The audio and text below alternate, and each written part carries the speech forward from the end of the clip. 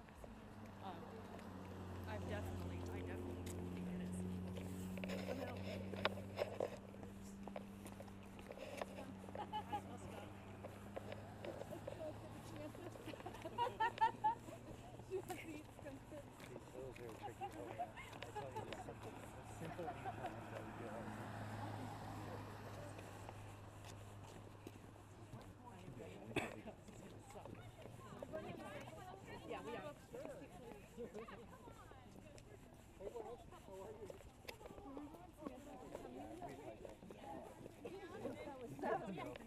just been informed though that this is Heart Attack Hill.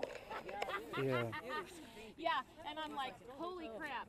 I know. So anyway, okay. We'll wait till I raise Yeah, it. sadly enough, this will be my 4th time today coming back Oh, up. seriously? Well, then you deserve a hot fudge sundae tonight, right? Yeah. Yeah.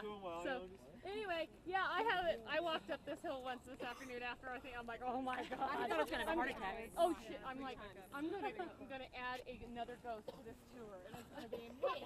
I find out it's Heart Attack Hill, and they said that in the pub in our hotel, if you go in there and tell them that you walked up this hill, they'll actually give you a certificate that says congratulations for not dying on Heart Attack Hill. I want to go in there and get a certificate. Me too. So, That's yeah. great. So anyway, we have some more peeps joining us tonight, so it's cool. We call each other the paranormal peeps. So anyway, many of you, I grew up in Colorado, and I know many of you have too. So you may have heard the legend of Tommy Knockers, but we're going to talk about that a little bit. Has anybody heard about what a Tommy Knocker is? Oh yeah, I'm sure Dean has. Yep, Dean does the tours up in Aspen, like I said. But anyway, Tommy Knocker is actually like a little dwarf. They believe that we had a lot of Irish and Cornish immigrants that came to Colorado, and Eastern Europeaners. No, I haven't had anything to drink yet. We had a lot of Eastern Europeans that came here to Colorado when we had the big, me too, when we had the big mining booms. And so of course with that they brought a lot of superstitions. Sometimes they talked about vampires and blood-sucking monsters and abdominal snowmen. We think that maybe Bigfoot and the abdominal snowman may be actually the same creature. But another character that they brought with them in their legends and their traditions was the little guy called the Tommy Knocker. Now some people say he was this tall, and some people say he was about this tall, more like a little elf or troll. The stories vary on what he looked like. Some stories say that he had a little bobtail with a little pointy tail on it like a devil. But we do know that the little Tommy Knockers were always full of shenanigans. It's kind of hard to say if they were actually friend or foe, because some stories told that the Tommy Knockers would steal gold nuggets from the bags of the miners. But other stories told about how the Tommy Knockers would rapidly knock on the side of the walls, warning the miners of impending doom. So when they heard that knocking noise, they knew to get out of the cave as quickly as they could, because it was said to maybe have an explosion, like many, many miners died in tragedies like this. And yet there is one more legend of the Tommy Knockers, and that is that they are actually the spirits of deceased miners that help the miners get out of dire situations by making that rapid knocking on the wall. But the Tommy Knockers were known to have to pay a price for their services, and sometimes the Cornish wells and different miners from the Eastern European countries would actually leave them coins, tokens at the end of the day, thanking them for protecting them from the mines and from any impeding danger. And so the legend lives on in Tommy Knockers, and Stephen King wrote a book, and there's a movie about it that has absolutely nothing to do with Tommy Knockers, do they? I don't think they do, does it? No, yeah. it doesn't. And I'm like, why did they even name this Tommy Knockers? Because it has nothing to do with the Tommy Knockers. So that's the story of the Tommy Knockers. If you guys are in town, the Molly Kathleen Mine is a really fun tour to go on. And you also know the legend of the canaries. Why they carried the canaries into the mine is because, yes, the canaries would actually die, and that's how the miners knew to get out of the mine as fast as they could, because it had deadly gas, and so they knew that that was the way they would escape. And their mules were also known to be good friends in that situation, because if they could tell that their mule was starting to get a little wobbly or whatever, that they knew it was time to get out of the mine. Okay, so we're going to walk across this way. What a nice night for a walk, isn't it? Look at that, beautiful. Isn't that so pretty? That looks like a postcard.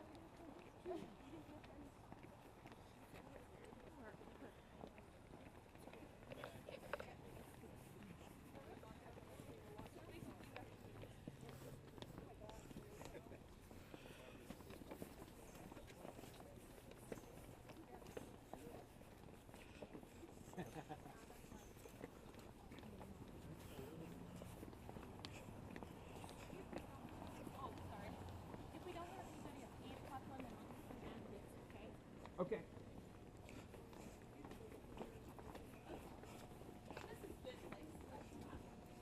Okay.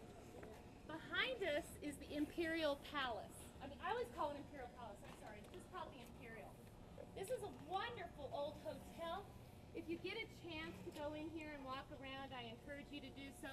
Down in the basement is an old theater, still in use today, and it's called the Gold Bar Room. And it's really cool because they've actually had some pretty well-known celebrities come and perform at the Gold Bar Room. And they have performances every Friday and Saturday nights that run through year-round, I believe, isn't it? I believe so. And it was really creepy when I was down there because I thought I saw some ghosts, but the owner is a really nice guy. He's totally into history. There are a couple of ghosts here that we know about. This room right here is supposed to be haunted by a man named George.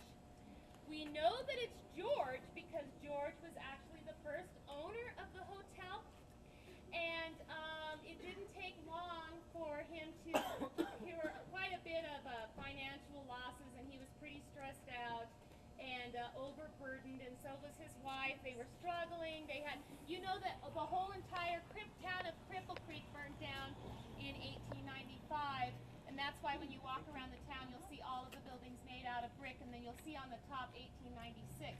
That was the rebirth, or the phoenix, if you will, of Cripple Creek. But anyway, getting back to the Imperial Palace, this was one of the first owners. I think they said today it was the first owner, but I may be wrong.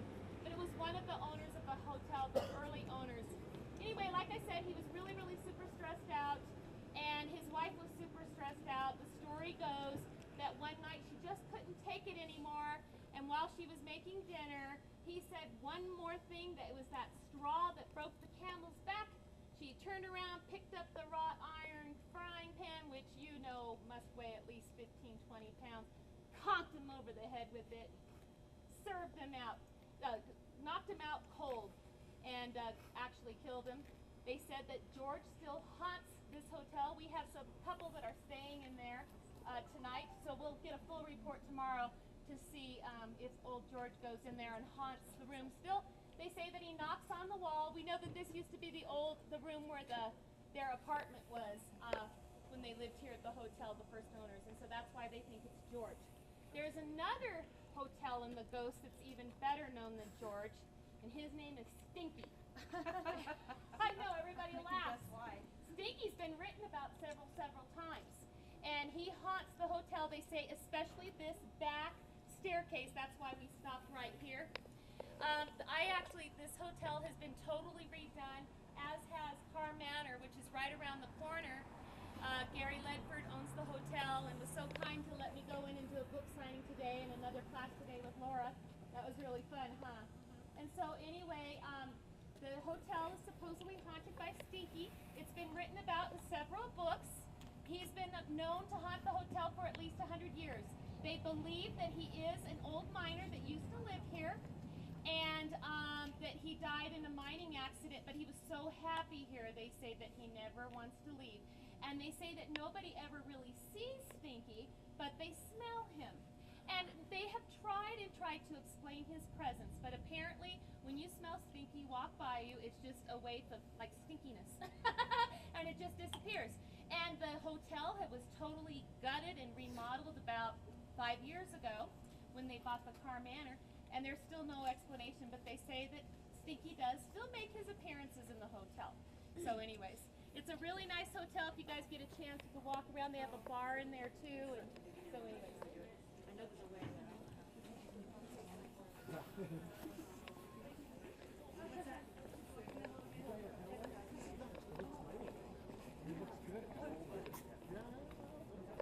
I cut my hair.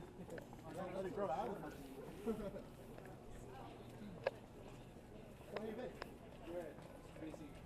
Yeah.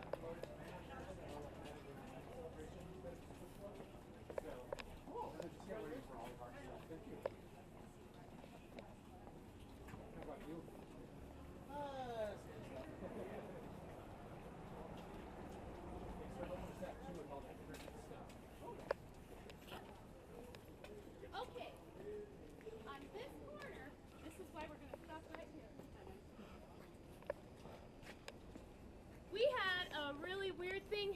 we, like I own this town.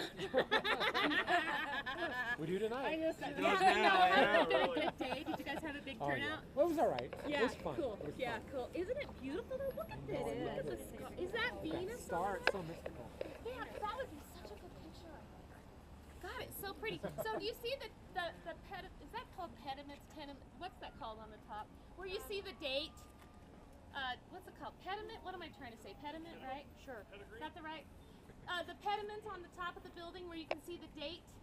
That is because that date was the date that they rebuilt the town. The story goes that in 1888, I'm not real great with dates, okay? But it was around that time that the whole entire town of Cripple Creek burnt to the ground. And the way that they describe it, it was worse than the story of the Chicago fire with the lady that they kicked over the cow kicked over the lantern and burnt down all of Chicago. This story was almost as bad as that one. The fire actually started one street down, and Bob's going to take you down that way in a little bit, but that's where all of the cribs were in Cripple Creek. And the cribs were, you know, the houses of prostitution that